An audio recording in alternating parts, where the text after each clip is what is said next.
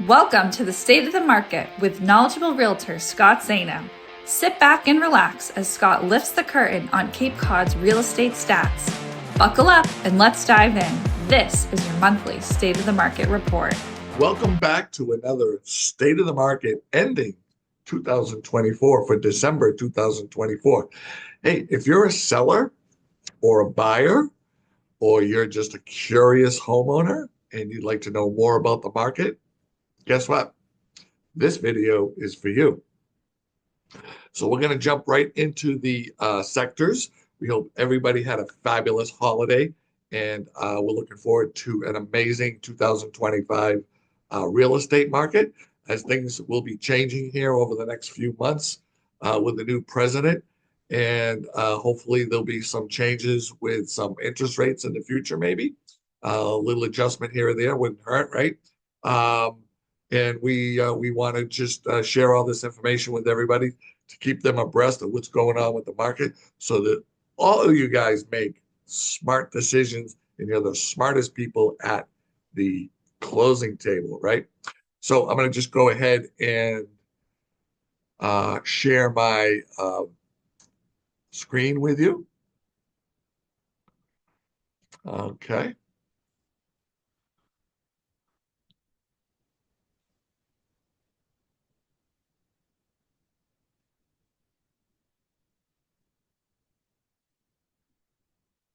There we go. Okay. So the first sector that we're going to talk about is your average sale price. Okay. So for the end of December, the average sale price was $993,090. All right. In November, the average sale price was 942,000. So between November and December, the average sale price went up, looks like around $51,000. All right. Not too shabby for December. Let's talk about homes for sale. So for the end of December, it looks like there were 620 units for sale. Now, that includes residential property, land, and condominiums. And Scott, is that a lot or a little? No, that is not a lot. Most towns are lucky to have one or two or three properties for sale. Some towns have no properties for sale. So that was a difference of about 170 properties from November to December. And you see this bell curve here. You know, there's a very good chance if a lot of homeowners decide not to put their house on the market because of their low interest rate, there's a very good chance that this number of 620 is going to end up probably looking something like this here. Let me build out my chart. Something like this here, you know, in the 500s, in the 450, 500 range. So, you know, less inventory just, you know, gives less buyers, less properties to look at. And for sellers, it means, you know, higher offers because there's less competition, right? Let's talk about your days on market. So days on market average are 48 days for the end of December. All right. Now, I'm still seeing houses go into contract over a weekend. I'm seeing houses that are on the market for 100, 115, 120 days. They're all over the map, right? But if you, again, we talk about this a lot because it's so important. Your three Ps, you have to have your house professionally priced accordingly for today's market. So pricing it right, presenting it in its best light. That doesn't mean just the inside, right? That's the outside as well.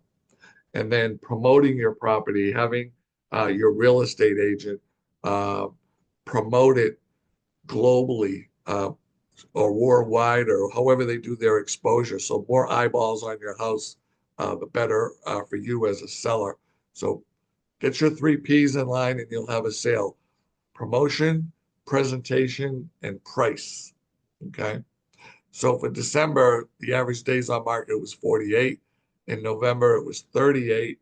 Now it took an extra 10 days for properties to go under contract. And in my opinion, that was just because of the month. There's less buyers in the pool, right, so to speak. Um, but I guarantee you, watch that number in January, February, March, and that number will go way down because there'll be more buyers looking for properties as the warmer weather comes around. So 48 and 38. So that was an increase of 10 days on market, right? Then we talk about our months of supply, which is like an absorption rate, right? So we've talked about this before. Excuse me one second. So we've talked about this before. Anything less than 4 months of inventory, it's a seller's market. Anything between 4 and 5 months of inventory is like a neutral market, right? And then anything over 6 months of inventory would be a buyer's market. So we're less than 4 months of inventory. We're sitting at 2.1. So it's still a seller's market. However, I am still seeing some great values out there. And I'm seeing some great properties come up for sale. So sure, some of them need a little bit of work here and there. And some of them need a lot of work. But if you can wheelie your way through the ones that you're comfortable with, let me tell you, you can get a great buy on a beautiful piece of property right now. Prices seem to be stabilizing some. And, for those buyers out there that like to put a little elbow grease and a little bit of sweat equity, there's some fantastic properties out there. If that's what you're looking for, give us a call and we can help you with that. Um, so 2.1 months of inventory, seller's market. In November, it was 2.7. The way the inventory is decreased like that, it's going to most likely continue to stay a seller's market probably throughout the year, my guess. Your percentage of list to sales price ratio. So uh, your percentage to less to sales price ratio was 98.1. So again, what that means, if you put your house on the market for 1 million, you should get 980,000. Could you get over? Yes. Could you get asking? Yes. Could you get less than 98%? Perhaps. But the average is 98.1. So when you're talking to buyers and they want to put an offer in, this is a good slide to share with them because it lets them know, pretty much where they should come in at on an offer. Now, if it's a super hot property and it's priced really aggressive, then, of course, you may have to give list price or even over asking. I'm still, seeing properties being sold for over asking. So the list to sale price ratio for the end of December was 98.1. And in November, it was 98.3. So that really hasn't changed much. And that's been kind of a push. I'm going to just go ahead and stop my screen share and talk to you guys about interest rates. So interest rates have been a big topic over the last 30, 60, 90 days. The Fed does drop the rates in their basis points, but unfortunately, it's not really an 100% correlation to interest rates, which a lot of people think. So let's just go over the rates and just see how they're doing and where those fit into your budget of your type of house that you're looking for. So a 30-year fixed rate was 7.3. I just looked these up a little while ago. So these are current. 7.3 for a 30-year fixed. Of course, it has a lot to do with your credit and your down payment, right? Um, so if you're working on your FICO score, that's the most important thing that the banks look at. So if it's a little on the lower side, you want to bring it up, that will definitely make your interest rate better. So 30-year fixed rate, 7.3, 15-year fixed rate, less risk for the bank, right? Only 15 years, 6.5% interest rate. If you're thinking about an FHA, a 30-year FHA, these are government-backed loans. These are great loans. You can do them with as little as 3.5% down. You do have to qualify for those based on credit and income. 6.9% for that. If you want to do a 30-year VA, all the veterans out there looking for loans, veteran administration loans are 6.7, and that would be for 30 years as well. And then, of course, you got your jumbo, which is around 775,000, something like that minimum. I think they just increased the limits actually. 30-year jumbo is 7.3. So there you have it.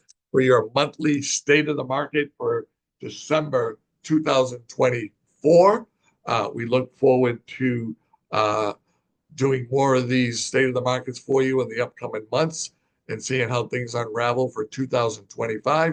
We thank you so much for your time and thank you for watching and participating in these state of the markets. They mean a lot to us, and we want to make sure that we are the professional, knowledgeable agents giving you correct information so that you make smart decisions. Once again, thank you. Have a great day. I'll talk to you soon. We'll see you on the next state of the market for January 2025. All right. Bye-bye.